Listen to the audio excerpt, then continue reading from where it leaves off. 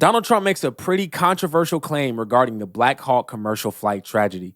I want to show you guys that, but I also want to show you a former Blackhawk pilot that gives a great depiction of what could have taken place and how this could have been avoided. Okay, let's go ahead and hop into this video, watch it, and react to it. Before we do me a quick favor. Hit that like button for the YouTube algorithm so that this video can reach more people like yourself. I truly appreciate you guys, and if you're not already subscribed to the channel, go ahead and tap that subscribe button, and let's hop into this video right now. And look, as investigators are racing to determine what caused this tragedy, the president is making these unsubstantiated claims, blaming his predecessor's diversity, equity, and inclusion policies, using this moment to underscore his own agenda.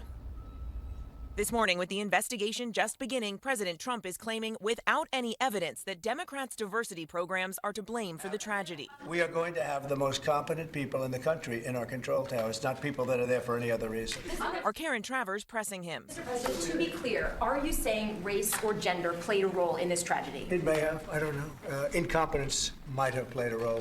We'll let you know that. But we want the most competent people. We don't care what race they are. In the briefing room, the president accusing his predecessors of hiring air traffic controllers based on diversity goals, not qualifications. I asked the president, where's his proof? Are you saying this crash was somehow caused and the result of diversity hiring? And what evidence have you seen to support these claims? It just could have been. We have a high standard. We've had a much higher standard than anybody else.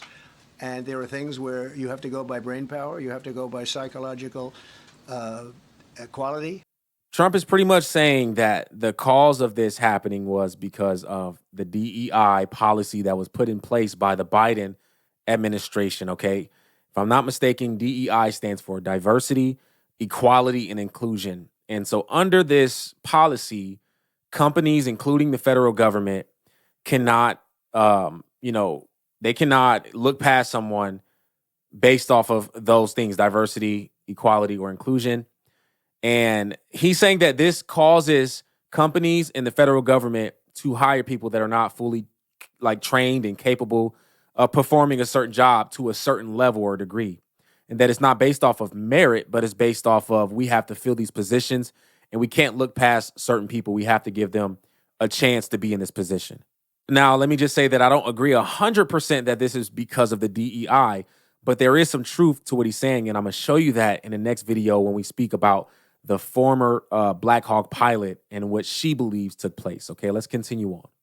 Doesn't know if the air traffic controllers made any mistakes. It's all under investigation. I understand that. That's why I'm trying to figure out how you can come to the conclusion right now that diversity had something to do with this crash. Because I have common sense. Colonel. Elizabeth, let me start with you. An Army pilot who has flown Blackhawk helicopters like you in this area around Reagan National Airport told CNN's reporter Haley Pritzky that the Army's flights are routinely planned down to the tiniest detail. This pilot said that based on the risk, the briefer will approve or disapprove parts of the flight plan. That assessment is then run by the unit's commander, then submitted to the FAA. So if it went through all of those levels, the question, of course, is just how could this have happened? Okay, I really need you guys to pay attention to what she's about to say because, misinformation happens a lot. And there's going to be people that are going to make claims because they don't support Trump or because they're not Republicans. So they're going to make claims that are just simply not true. But we are getting firsthand experience in what she believes could have taken place from a former pilot that flew this same Blackhawk that got into this accident. Okay, so really pay attention to what she's saying. Well, I believe there's three things that happened. If it had just been one, it wouldn't have been an issue, but three different things happened. First of all, they only had a crew of 3. And if you're flying a visual flight plan in a crowded airspace like this, they really should have had 2 crew chiefs in the back of the helicopter to clear each side, as the pilots only have visibility from straight ahead 12 to 3 o'clock, or 12 from 9 o'clock to 12 o'clock. So you only have visibility of the front 180 degrees. Your crew chiefs clear the back. If you only have 1 crew chief, how much can you clear? Keep going. So are you saying instead of a crew of 3, it should have been a crew of 4? How many people should have been on the helicopter? And then please continue with your other 2 points. Yes, so 3 is a minimum crew for a Blackhawk helicopter. In my opinion, when you're going into visual flight mode in a crowded airspace like this, it should be a minimum of 4. So you have a pilot on each side for visibility. That's the first one. The second one is, it is, whether they were on night vision goggles at that time or not, it is a very cluttered airspace with a lot of lighting and the lights reflecting on the river. And so with that, it's easy to kind of get a little disoriented as far as the height. They were supposed to be at 200 feet, which is the helicopter routing in that area, and it wouldn't have been a conflict, but they were not at 200 feet. Obviously, reportedly, the incident happened at around 350 to 400 feet as the airliner was descending. That they were at the wrong height, so that's a pilot error. The first would be a policy error or choice. And then the third is air traffic control said, do you have the CRJ in sight? Well, there were two aircraft in their field of view, and actually only one was really obvious to them. And that was if you watch the video, the aircraft taking off in the foreground is probably the one they were facing, the pilots were facing, and said, yeah, I got it. The air traffic control should have said, do you have the aircraft at 5 o'clock? So they were looking at the rear.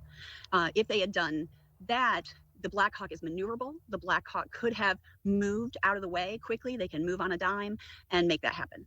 Okay, so now let's revisit Trump's words when he said that this is due to a lack of training or someone in a position that they shouldn't be in. He kind of blamed it on DEI, right? I'm not agreeing that it's DEI, that the reason why this happened was because someone that wasn't supposed to be hired was hired. I'm not saying that is the reason why, but there was a lack of judgment, as she said, on both air traffic control and the pilots. And this resulted in this horrible tragedy, unfortunately. Being in the military, I do know one thing for sure. Deadly accidents is the second leading cause of death towards military personnel. And a lot of that has to do with complacency, okay? Complacency is talked about all throughout the military all the time, constantly, because it causes so many deaths because you get complacent. And a lot of times you're dealing with weapons, you're dealing with explosives, devices that can harm people. You're dealing with,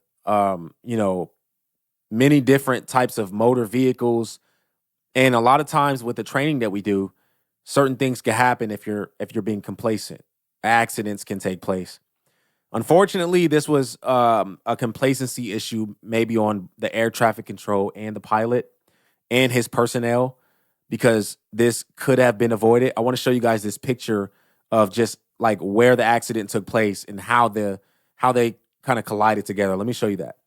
If you look at this picture right here, it just doesn't make sense how air traffic control did not see this being a potential hazard. You have the Blackhawk coming in one direction from some area away from the airport, and you have this plane that is landing and it's coming towards the airport. And so if you look at the trajectory of the Blackhawk and how there's a potential that it could collide with this plane, air traffic control could have told the Blackhawk, hey, I need you to, veer off in this direction right now because we have a plane landing. I think they could have avoided this situation. It just doesn't make sense how they did not see the Blackhawk potentially getting to a spot where it could be even close to, hitting this plane. So I don't agree 100% with Trump saying that it was DEI to blame, but there is a lack of judgment and there is some complacency that seems like took place, and that resulted in this accident happening, unfortunately. Prayers for everyone involved. This is something that, it just sucks. You know what I mean? It wasn't supposed to happen. It makes me want to not fly anymore, honestly. I don't even like flying, but I started to trust it after flying a couple of times. But after seeing this, I don't know. I may take that drive because this is honestly very sad and unfortunate for those that have been involved and for the family members. I just wanted to give you guys some information coming from an actual pilot about what took place. Hopefully, with the misinformation, hopefully it doesn't go too far. People are going to try to make their own narratives and stuff like that. We don't want to just believe anyone's narratives. We want to believe in the truth. And it looks like she was telling the truth in that there was just a lack of judgment on both parties. And there's some complacency that may have taken place or just not making the right decisions, unfortunately. Let me know what you guys think about this video in the comment section. If you're new to the channel and you like what you see, I encourage you, hit that subscribe button and hit the post notification bell so you do not miss another video. My name's Aaron Page. I'll catch y'all on the next video. Until next time, I'm out.